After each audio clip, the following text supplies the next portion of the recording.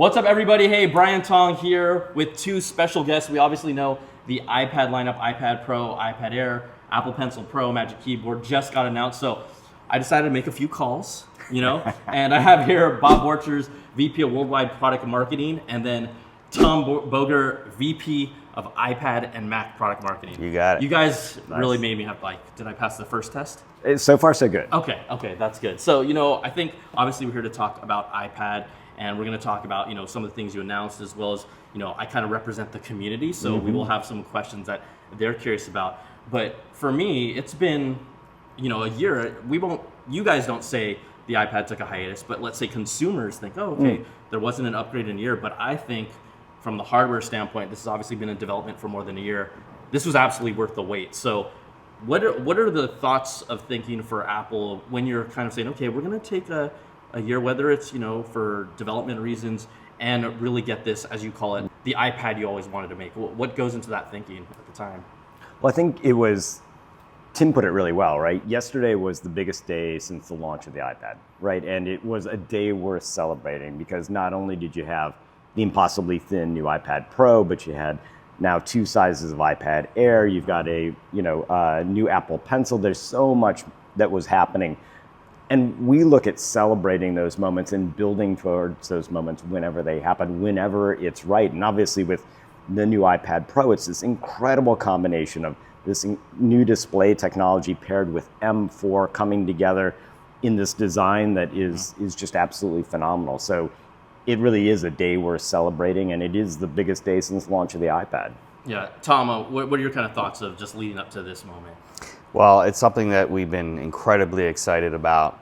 We couldn't wait to get it out there, all the products that we announced, and to just have people, start experiencing them themselves, because it's not until you actually experience the products themselves, get it in your hands, that you see how just magical they are. Yeah, I mean, I'd love for you to grab the iPad that we have, because, everyone externally that hasn't picked it up is like, there's obviously always going to be a difference when you're here and we get to try these things out for the first time. But, as someone who's owned the original iPad, someone who's owned the original iPad Pro, this is...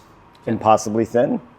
I think I saw the word thin possible. Thin possible, there you go. I'm just telling you all, the weight of it, right? Even, and how thin it is. And just, if you really look carefully, I mean, you guys just basically made it just a little bigger than the USB-C Thunderbolt port. So it hits different when you pick it up compared to any other iPad. And when you guys have also talked about in the past, Apple, about making kind of a slate, a glass piece. This is as close as we've seen so far. Well, something that we've always said about the iPad, it's this magical sheet of glass that can be whatever you want it to be. And I think we've come closer to that vision more than ever with this product. Yeah, I mean, I think iPad's superpower has always been its versatility, right? It's not only this incredible magical sheet of glass, but you've got over 1 million apps in the App Store for it. I mean, it's amazing. And then when you look at the performance of this in this impossibly thin design, it's nuts, really. It's incredible. I mean, it's honestly an engineering feat just to see the power that you packed in here. I think obviously design is one thing, but the display, you guys are using this new Tandem OLED display. Can you expand upon that? I know we had, some visuals, and it's two OLEDs basically stacked on top of each other. The lower one, I guess, shines through the transparent top one to give you that extra brightness. You still get all the benefits of OLED with the inky blacks, the pixel by pixel control. But can you talk about just the thinking behind developing this Tandem OLED display? Because there's not been many applications of this type of display in devices, period, in consumer electronics. Yeah, no, this display is an absolute breakthrough for iPad. So we really wanted to make the visual experience way better than before, which was already a really high bar. And we did this with this Tandem OLED technology. Basically, typical OLED technology doesn't allow you to give a user the brightness that they expect on a display this large. And so by going to Tandem technology, that allowed us to give people the XDR experience that they expect in this incredibly thin and light design. It's also a technology that even enabled the design itself. And you talked about that design, right? So a lot of people see, we know the iPad is a powerful machine. I'm never gonna say a machine is overpowered, but it is such peak performance. You have the M4 in here. A lot of people wrote me in the comments of my first look is like, why does this need the M4? And I think, you know, the explanation behind that you guys have talked to us about is the M4 makes driving this actual display possible. There are engineering and design considerations that happen with that. So can you expand upon just the M4 and the implementation for the display? Well, I think one of the great things about the way in which we can work is that we can bring together the power of silicon together with the power of display technology, with all, you know, the power of software all coming together, and that's what allows us to kind of bring, as Tom said, this incredibly novel display to market with, you know, 1,000 nits of full screen brightness for HDR and SDR, 1,600 nits of peak HDR brightness. And that's because the M4 specifically has technology built into it from its very beginning in order to enable this display. And that's something that really only Apple can do, is to bring together and harness the power of silicon working together with these other technologies, together with software, to enable things like this. And it really is, I mean, just it's masterful. And when you look at it, it's just an experience unlike anything else, right? So that's where the kind of the power of kind of our approach really comes to fruition, and this is a great example of it. You know, we're talking about the M4, and there's new features that are coming to M4, right? You have the second generation 3 nanometer process. From what I gather, it helped make the iPad and the performance a lot more, even more efficient than before. Are there things that maybe with the M4 you're really saying, okay, this is what makes the M4 unique to this product? Well, one of the, in addition to enabling the product itself, the other thing that the M4 has done for it is it's given it tremendous performance increase. From the CPU to graphics. I mean, you can do things on this iPad Pro that you just couldn't do before. And another big story with the M4 is the Neural Engine. So the Neural Engine gives this system tremendous capabilities for AI. There's some great examples that we've been showing, especially in our Pro apps, which is taking advantage of the AI capabilities of this product. And you know, it's really practical use of AI that people can use every day, whether it's something as simple as document scanning all the way up to session players in Logic. Yeah, I really tried to like translate that on my video, because just the applications that we saw in action, like the new version of Final Cut Pro to Logic 2, I'm not even a music composer by any means, but when you see those tools in action and what it can do with the Neural Engine using AI, and this is not something that gets offloaded to a server. This happens on device in a snap. Everyone in the sessions that I was in everyone was like, you know, talking about, buzzing about, because it's really impressive just what it can do on the fly. You know, even just the rotoscoping in Final Cut Pro. It's, for someone who's worked in video for years, I've been around when you had to keyframe things and play with the edge feather, and just like it still didn't look right. And I was just like, the young new creator generation that exists today has no idea like how lucky they are. Like they literally don't know. Well, and I mean, with Logic, I love the example of, you can start out with a voice note, right? Bring it in, use stem splitter, then use all the session players, and you know, you're sitting on an airplane flying someplace, and you've just created, you know, your next masterpiece, all on device, all using this incredible power. And as Tom said, harnessing kind of the capabilities of AI, but in a really practical way, right in your hands. It's pretty incredible. I mean, obviously this has the biggest, largest, most impressive neural engine that you have put out, that anyone has put out, 16-core neural engine. You know, we know that WWDC is coming in a month, so you will announce what is ready to announce then, but I've got to imagine that sets up some things that you can do with the M4 and with these devices moving forward. Is that an accurate statement? Well, I mean, I think the important thing is, and you know, we talked about this in the film yesterday, is that we've been building in neural engines into our products for a very, very long time. And this is just the latest, most incredible incarnation of it, but it's something that we've been building towards, and we've had AI on our devices for a long time and have made use of it throughout the operating system, as Tom pointed out, in some of the applications. So there's a lot of AI already that we're able to harness. And then obviously as the neural engine continues to improve, that creates new opportunities for developers and others. So obviously we believe in the power of AI and have for a very long time. Yeah, I mean, the other thing that you point out when you made it a point to say it's been around for a while, it's not like you created a neural engine in your processor when AI became, a hot buzz topic. I mean, I know it's been there for, I feel like, I mean, how long was the first processor? 2017 was the first neural engine, and we, along the way, we've continued to advance the architecture, make it even more powerful. In fact, the neural engine in this new iPad Pro is 60 times faster than our first neural engine. So it's come a long way, and as Bob said, it's just this great platform for not only us to use in our operating system, but for developers to use in their applications as well.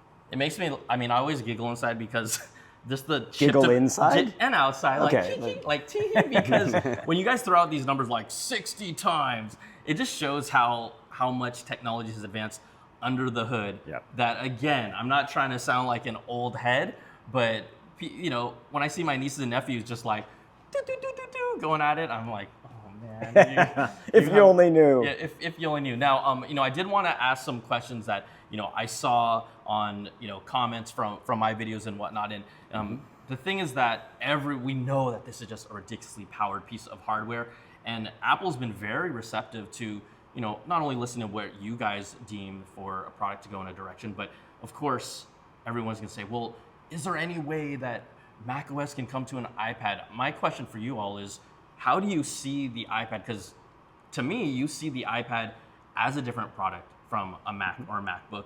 So philosophically, I'm just curious about the insight of how you guys see the differentiation between the devices and maybe why there are reasons or choices you guys make about them. Yeah, I think the key thing is that, yes, while there's overlap between what you can do on a Mac and what you can do on an iPad, we actually do really believe that they're separate products with kind of a different intent. As Tom is showing here, this is a touch-first device that you can hold and use without a keyboard, without anything. You can actually go and directly manipulate content on the screen. You can carry it, you can prop it up, you can do, yes, you can also put it into a keyboard and use a pencil, but you can also use it just the way it is. It's meant to be a touch-first experience. And the Mac is an indirect experience by design, and that has unique capabilities and advantages to it. But we think, customers want to have that choice, want to have that flexibility. And we actually know many customers own both a Mac and an iPad because they see the different roles for it in their life. And so for us, they really are different platforms that are related, obviously, and work seamlessly together, but really have separate reasons for being. We continue to advance iPad as iPad. Yeah, and in this case, the portability of iPad allows our users to kind of extend their workflow throughout their day to different places and just really augment and complement each other between Mac and iPad. I think part of it also is you guys did release the new Magic Keyboard. Question, is the actual, I didn't see it any spec-wise, is the actual weight of the new Magic Keyboard lighter than before? Is it about the same weight? It's a little bit lighter, and it's a little bit thinner as well. And one of the things that I think people are going to really love is the fact that the palm rest is now this beautiful aluminum. It's a larger trackpad. It's got haptic feel in the trackpad. So the experience of using the new Magic Keyboard with the iPad Pro, it's like using a MacBook. I think it's the same experience. That's why a lot of the community is like, you guys, it's like aluminum surface now. It has a big trackpad. They're just like, come on, guys. We'll see what happens. I mean, WWDC is around the corner. Just some other questions. I've always been, as a long time day one iPad user, I would jokingly call it in my videos the most intimate product I've ever used, and it sounds silly, but when you can lean back, lie down on the ground, you're making contact with the screen and touching it. Like there isn't an experience like that. One thing that people have hammered me about is I'm curious what your philosophy is about. It's made as a single user device, right? The Mac is obviously you can log into different users. Have you guys explored the idea of potentially changing that over time, or is it in your mind a single user device? Well, it's something we're always looking to be inspired from everything that we do. And so can't get into, speculation about what we may or may not do, but we do get inspired by, the things that we're doing on all of our devices. I'm just putting this is like almost like I'm having an Apple idea box that I can be like, okay, Bob Thomas, just throw. Okay, I do have one more piece, and then we'll move on to the accessory and stuff, because I feel like I'm a bridge to the community. So they're curious. Like, this is the first time we've had access to you guys to talk about this. So I appreciate you talking about this. You guys are gonna roll your eyes. Do you think you know what I'm gonna ask about? Calculator app on an iPad from Apple. Is that something we might see? Like, it's almost become this meme, right? I know you guys have heard it. Like, when is a native calculator app coming to the iPad? Is that a philosophical thing that you guys have, or where do you stand with that? No, I mean, I think we always, as Tom said, listen to what the community is looking for and asking for, and and look at that, and when we're ready to announce things, we'll announce things. So the other fun thing about these accessories, Magic Keyboard, I think the Apple Pencil Pro, of course everyone looks at the iPads first, but the Apple Pencil Pro changes things for it's phenomenal. Digital artists. I mean, this is the barrel roll, just the we saw some of your drawings, by the way. What would you rate them on a scale of 1 to 10? Keep my day job? Yeah, exactly. We've got a Brian Tong idea box. Thank you. I like that. But just the roll, I think that is sensational that you've added this. Is there a specific type of sensor that adds this functionality? I don't know if it's a gyroscope or whatnot. Like, what's the actual sensor? Right, it's a gyroscope. Allows you to do to roll the barrel of the pencil, and it can interact from that standpoint. I think one of the cool things about the new pencil is there's actually, the combination of hover and squeeze, there's so much you can do actually even before you touch that tip of the pencil to the glass, right? So you can pick layers and something you might be working on. You can kind of hover over things and select them. And so it allows you to be a lot more productive, a lot faster in terms of your creative workflow. Yeah, since you did eloquently see, did you actually see it's okay if you didn't see my video. You did see it? Yeah. We watch everything you do, Brian. Oh, man. I guess if we have another interview in the future, that'll determine what happened. But the hover, and also I think what's fascinating is specifically with the Apple Pencil, third-party developers that you've really built a tight relationship, someone like Procreate, which is taking this to a whole nother level. When you use that software, that can't be done on any device. And so it speaks to how you guys do see this as its own unique device. Those things can't be done in, we know there's a huge creator, digital artist community for sure that flocks to the iPad, and this Apple Pencil is going to change things for them. And I think what you saw with Procreate is just the beginning, right? Yeah. Those APIs are available for developers to take advantage of, and I know their creative energy has just started as of yesterday, as they now have discovered this. And I think that's always the exciting thing with any of these technologies, is they really come to life when we put them in the hands of our developers. And when our developers start to do incredible things where you're like, holy smokes, I never imagined that was possible. But of course, now it is possible. So I think, there are some really exciting days ahead. Yeah, and even some of the other apps that you all showed us, the fact that ZBrush is coming to the iPad. Incredible, right? That's a high-level professional 3D sculpting, manipulating app that people at Pixar, have used for years. Just some of the companies. So seeing that, if people are worried about, our developers jumping on, these are the apps that, as through the life of the iPad, people have been wanting, and they're coming to the iPad. So I thought that was phenomenal. And what's great about those examples is those use every single piece of performance that the new iPad Pro has available to it, right? They are the things, and you heard it yesterday from Procreate. They're now able to do with M4 and the new iPad Pro things that they never imagined they could do previous to it. So every time we advance the capabilities of Apple Pencil or iPad Pro, it just unlocks new creative opportunity for people to extend the platform. And that's what inspires us, and that's what keeps us driving and creating new versions of the iPad and kind of moving the whole platform forward. Yeah, I mean, I obviously hear a lot of noise, and I think when people complain to me about I don't need this. Why are they doing this?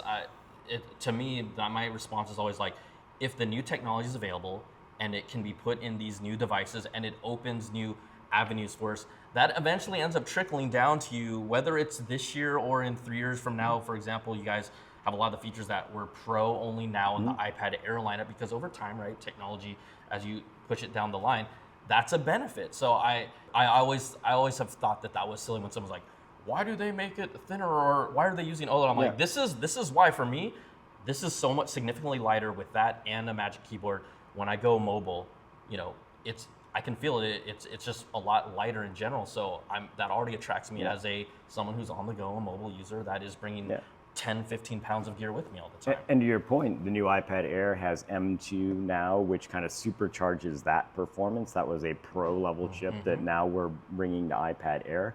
Now we have 2 sizes, right? We've got the 11-inch and the 13-inch. So, I mean, you've got these amazing choices, whether it's iPad Air or iPad Pro or the 10th gen, the entry iPad or iPad mini. I mean, it really is kind of a rich set of choices that you can make. And obviously the Pro just continues to kind of advance the state of the art in such important ways. Another great thing about the iPad Air 2 is it also supports the Apple Pencil Pro, right? So it's yet another feature that iPad Air users can use as well. May I ask, so we know that the new Apple Pencil Pro and the new Magic Keyboard work with the new lineup, correct? These definitely, from what I gather, don't trickle down to previous models, but stick with these new announcements. Is that partially because of the new magnetic system, or what's the technical reason behind that? Yeah, well, one of the things we did is we moved the camera to the landscape edge, so we created a completely different charging and pairing system. Oh, okay. And so that is, is one of the reasons why, Apple Pencil Pro is specifically supported on this product, as well as the iPad Air. And then, given the new design of the iPad Pro, we had to completely redesign the Magic Keyboard as well.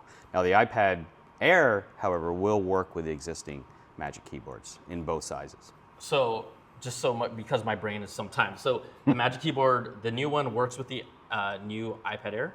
No, the existing one. Oh, okay. The Sorry, existing the existing one. one. Yeah. But you're saying previous iPad Air cases do work with the new one? So the new iPad Air, right, both in the 11-inch and 13-inch sizes, work with the existing Magic Keyboard. Oh, okay. And then with the iPad Pro, we completely redesigned the keyboard specifically to work with that because of the new design of the iPad Pro. Got it. Yeah. Okay, so people that have been harping like, oh, they don't support my old Magic Keyboard, I got the answer for y'all.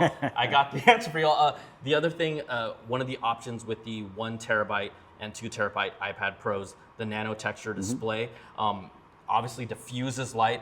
I was curious because I didn't even notice it until later, but from what I can tell, I have a Pro Display XDR, so I use the Nano-Texture on it because of the room that I'm in and the light, the way that hits it. So I do enjoy it a lot.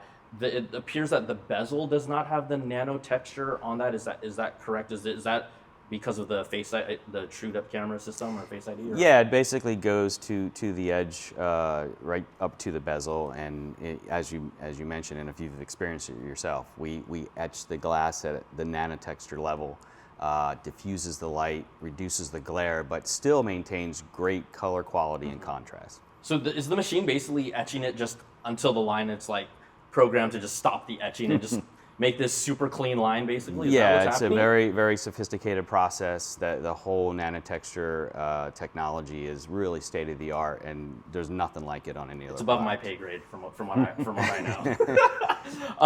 know. Just to wrap up with everything with the iPad lineup, I know you guys have been involved with the iPad for a long time. Are there any either moments or just general thoughts that stick out to you about what you've seen happen with the iPad over time? I mean, I really do think what's amazing is if you look at the arc of the iPad, and as Tom said, it started with this idea of creating a magical sheet of glass. I think what's most amazing to me is that we've gotten so much closer to it with this new iPad Pro, and the technology continues to allow us to get closer and closer to that. And as you said, it's an incredibly kind of intimate way in which you can interact with content and access incredible amounts of computing And so it's really the journey that's so exciting as much as any moment in time. And it's just, I think the future is rich, and, the new iPad Pro and the new iPad Air is just kind of unlock new possibilities.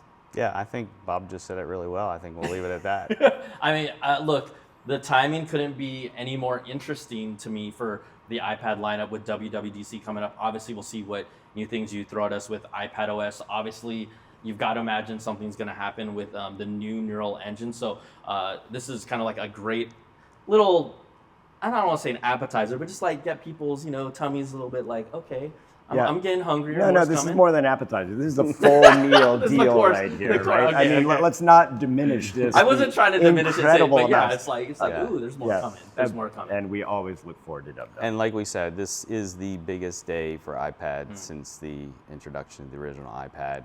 And I'm really excited for people to get these incredible products in their hands, because I think they're just going to be super, super excited. I mean, I'm not going to lie. I already have mine pre-ordered, so. Awesome. I'm keeping it real with y'all. They're like, we like to hear that. Exactly, we do. All right, thanks so much, Bob. Appreciate it. Brian. Thanks so much, Pleasure. Tom. All right, hopefully we'll be able to do this again, right? I don't know. We'll check the suggestion box. We'll get back to you. All right, thanks, guys. Awesome. Thanks, Brian. Appreciate it. Thank you.